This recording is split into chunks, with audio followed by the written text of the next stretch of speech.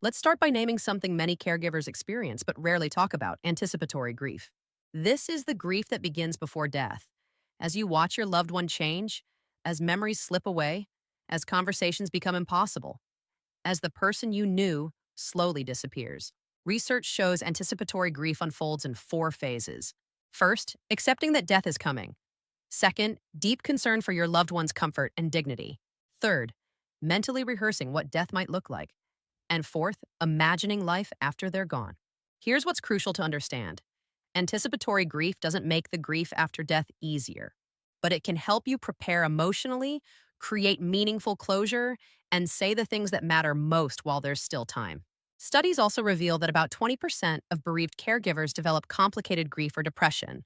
Those who experience high stress, anxiety, and burden before death face higher risks afterward. But here's the hopeful part: resilience protects you. Caregivers who build resilience experience significantly better mental health, even under the weight of grief. So, how do we build that resilience?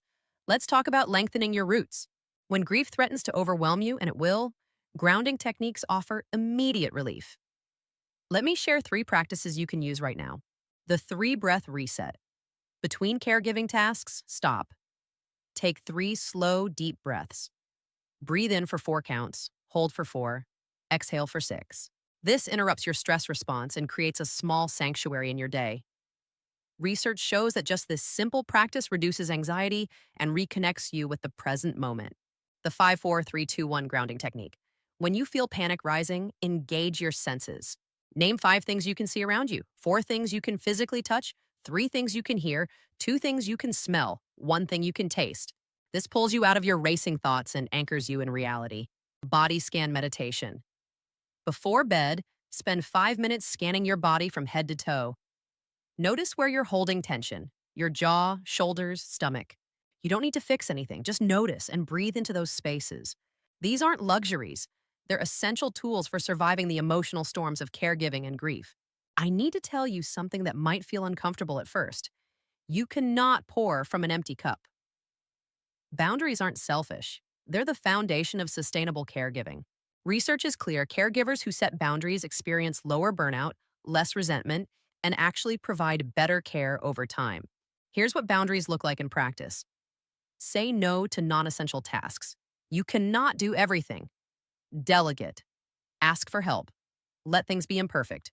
Protect pockets of time for yourself. Even 15 minutes matters. Take that walk, call that friend, read that chapter. Communicate your limits clearly. I need to step away for 2 hours on Saturday. Sarah will be here with you. I love you, and I also need to maintain my own health. I know this feels hard.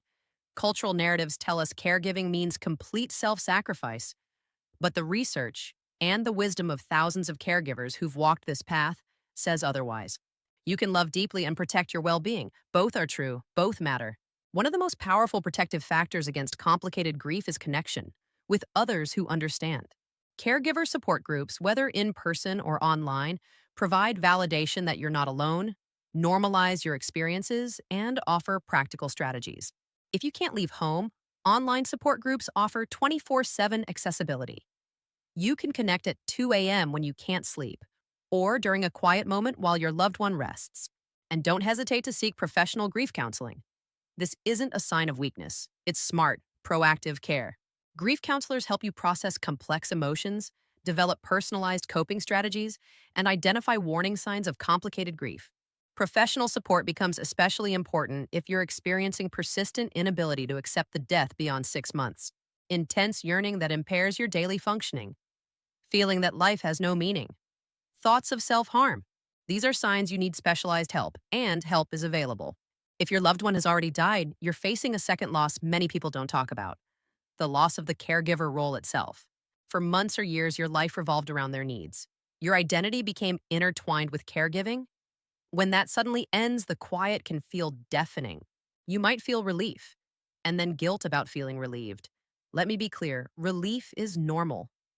You can feel both relief that suffering has ended and deep sadness about the loss.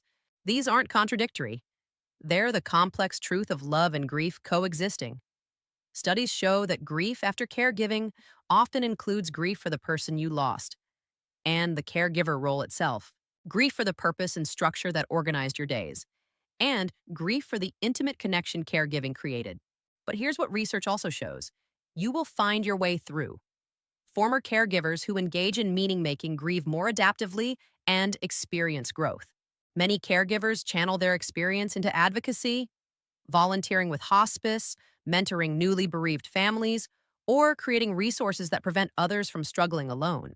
This transformation of pain into purpose honors your loved one's memory while giving you forward direction.